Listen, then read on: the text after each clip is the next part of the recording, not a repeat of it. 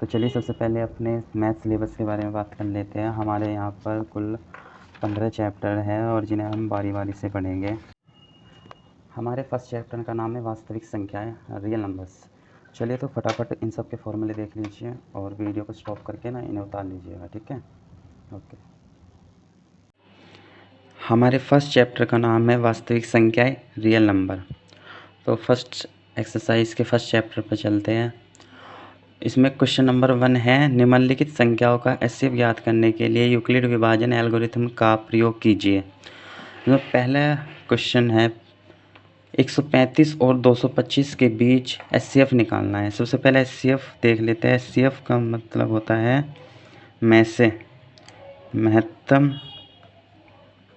समापवर्तक।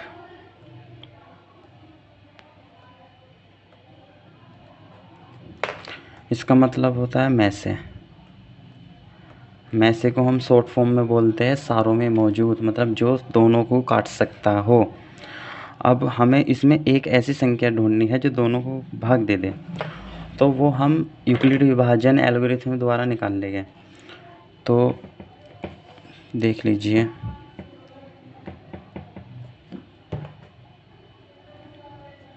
Euclid विभाजन algorithm से तो इसमें सबसे पहले हमें सबसे बड़े का चयन करना है। इन दोनों संख्याओं में सबसे बड़ा क्या है? 225। तो हम 225 के टुकड़े करेंगे। टुकड़े का मतलब इसे 135 से भाग देंगे 225 को। तो 135 से 225 को भाग देंगे तो एक बार कटेगा, 135 आ गया। यहाँ पे 0 और क्या बचा? यहाँ पे 9, यानी कि 90 आ गया। तो हमने क्या किया? हमने 135 को हमने क्या किया?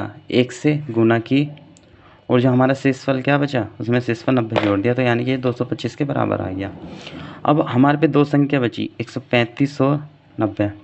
अब हम सेकंड टाइम फिर यूक्लिड विभाजन एल्गोरिथम से लिखेंगे यहाँ पे। तो दो वर्ड बचे 135 और 90। इन दोनों में सबसे बड़ा कौन सा है? 135। तो फिर वे वही 135 के हम टुकड़े करेंगे 90 को लेकर। तो 90 से 135 को भाग देंगे तो 1 टाइम चला 90, क्या बचा? 45। ठीक है, तो हमने क्या किया? हमने 90 में 1 की गुना की और उसमें 45 ऐड कर दिया। ठीक है, अब हमारे पास फिर से दो संख्या बची। अब थर्ड टाइम एल्गोरिथम का प्रयोग करेंगे। तो अब हम 90 के ऐसे टुकड़े करेंगे 45 को लेकर। अब 45 से 90 को भाग दिया 2 टाइम, 90 आ गया, इससे पूरा पूरा कट गया।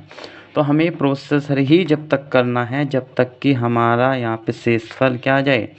0 ना आ जाए। तो शेषफल क्या आ गया? हमारा 0। और जहाँ पर हमारा शेषफल 0 आ गया ना, उसके बाद जो हमारे पे लास्ट में संख्या बचेगी क्या? 45। तो 135 और 225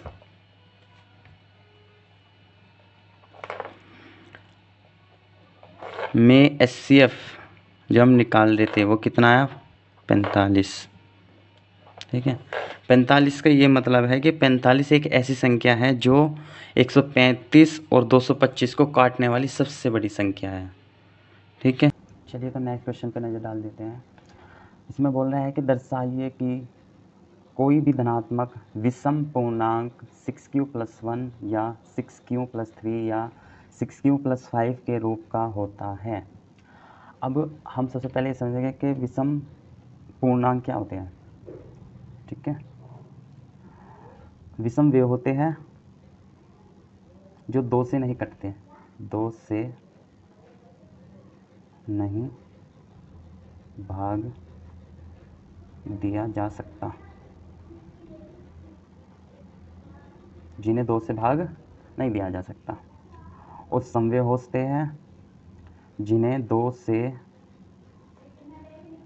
भाग दिया जा सकता है। ओके, अब इसमें बोल रहा है कि दर्शाइए कि कोई धनात्मक विषम पूर्णांक इनके रूप का होता है। ओके, तो सबसे पहले हम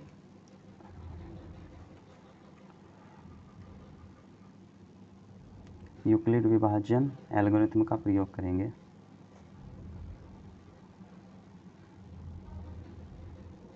ओके, अब मैंने बताया था कि यूक्लिड विभाजन एल्गोरिथम का फॉर्मूला भी लिखवाया था आपको कि उसका जो जनरल रूप होता है वो a=bq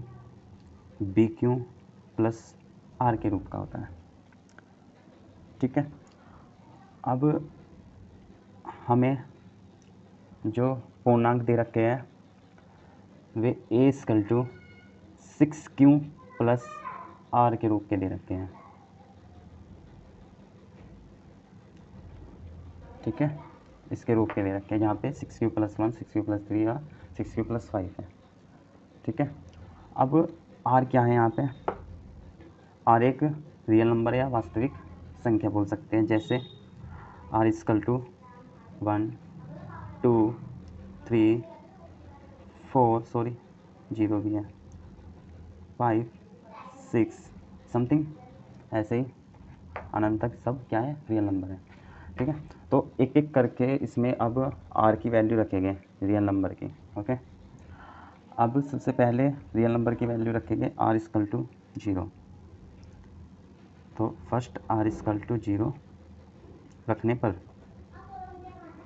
ठीक, तो a = 6 क्यों आ जाएगा? हो गया। अब मुझे ये बताइए कि a = 6 क्यों 2 से विभाजित हो सकती है या नहीं? अब जितनी भी गुणा में संख्याएं होती हैं ना, चाहे वो 6 क्यों हो या अब हम 6 क्यों को 2 से डिवाइड करके देखेंगे। ओके, तो 2 से डिवाइड क्या आ गया? 3 क्यों। तो ये क्या है? ये 2 से विभाजित हो सकता है। अब 2 से विभाजित हो सकता है तो ये क्या है? ये एक समपूर्णांक है। ओके, तो 2 से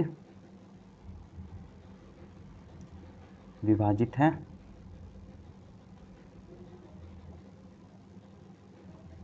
अतः क्या है? सम है। अब r = हम यहाँ पे क्या रखेंगे? 1 रखने पर।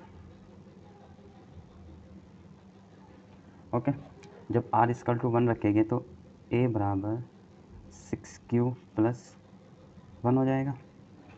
ठीक, अकॉर्डिंग टू हमारी इक्वेशन इसके अनुसार।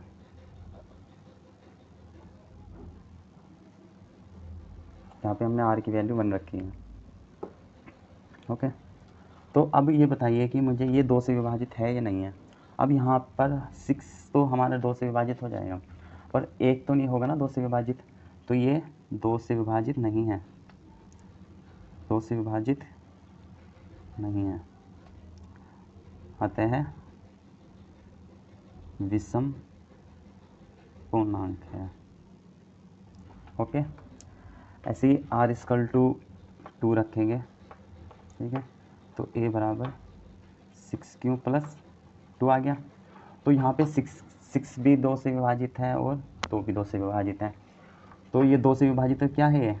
ये हमारा समपूर्णांक है। ठीक है, और अब r = 3 रखेंगे, तो a = 6q प्लस 3। तो ये क्या है? अब यहाँ पे 6 तो है 2 से विभाजित, पर क्या है? 3 हमारा 2 से विभाजित नहीं है, क्योंकि हम 3 को 2 से नहीं काट सकते।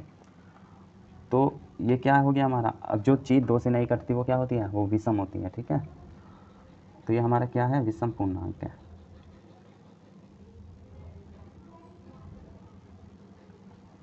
ओके, अब r = हम 4 रखेंगे, तो a = 6q प्लस 4 आ गया।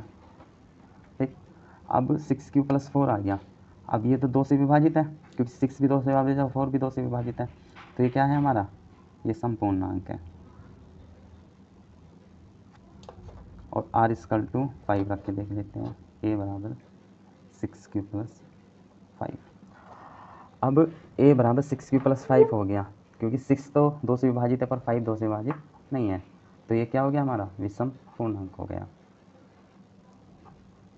ठीक है, तो अब हमसे पूछा क्या गया था, हमसे पूछा गया था कि 6q+1 या 6q+3 या 6q+5 विषम पूर्णांक है, ये पूछा गया था। ठीक है, तो हमारे पास यहाँ पे a=6q या a=6q+2 या a=6q+4 हमारे पे क्या है, ये संख्याएं सम धन पूर्णांक है। ठीक है, और जबकि a= हमारी विषम, हमारे पूछा गया था कि विषम पूर्णांक कौन कौन से हैं, विषम पूर्णांक कौन कौन से हैं। अब इसमें विषम पूर्णांक कौन कौन से हैं हमारे, जो 2 से नहीं कट रहे थे, और हमारा 2 से ना कटने वाला कौन सा था, 6q+1, a=6q+3, a=6q+5। तो a=6q+1, a=6q+3 और a=6q+5, ये क्या है हमारे धनात्मक विषम